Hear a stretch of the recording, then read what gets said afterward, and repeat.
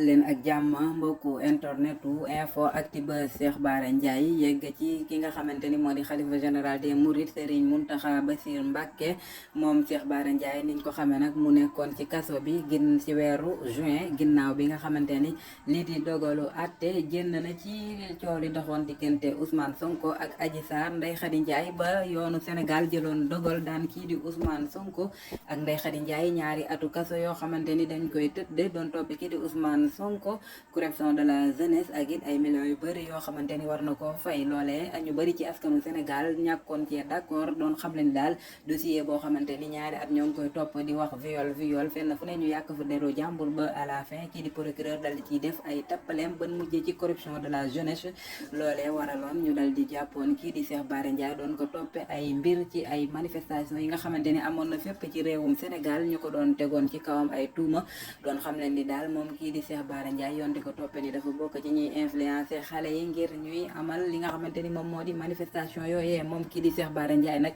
ci biir kaso ba mu sonnoon fa lool ginnaaw grève de la faim boo xamante ni amaloon na ko ñàkkoon a d'accord ci li nga xamante ni mooy teg loxo bi nga xamante ni lañ ko tegee loxo ak itam li nga xamante ni lañ ko toroxal fekk ko biir këram ñii di way takk deer yi fekkoon ko këram tëngee dal di toj ay veeram daaj ji portum fekk ko fi nga xamante ni sax fa la doon jaamoo yàlla dal di koy yóbbu ci yóbbin woo xamante ni daal moom Cheikh Bara Ndiaye daf ko ñaawlu lool ginnaaw grève de la faim bu metti bi mu amaloon nag kii di Serigne Mountakha Bassirou Mbacké moo ko ñaanoon ngir mu dakkal loolee di grève de la faim boobee. moom kii di Cheikh Bara Ndiaye nag di màggal gi jub si lañ ko bàyyee kon daal tey jii niñ ko gisee ci image yi moom Cheikh Bara Ndiaye mu yegg fële ca Touba seeti woon ki nga xamante ni moom moo di xalifa général des Mourides Serigne Mouhamadoul Mountakha Bassirou Mbacké yal na fi yàgg lool te ànd ak wér ginnaaw bi nga xamante ni sax xamle woon nañ ni moom Cheikh Bara Ndiaye dina commencé ay activité comme ni mu ko baaxoon doon ko defee ànd ak askanu Sénégal di fële ca Walfadjri TV émission bi ñuy wax Taku Show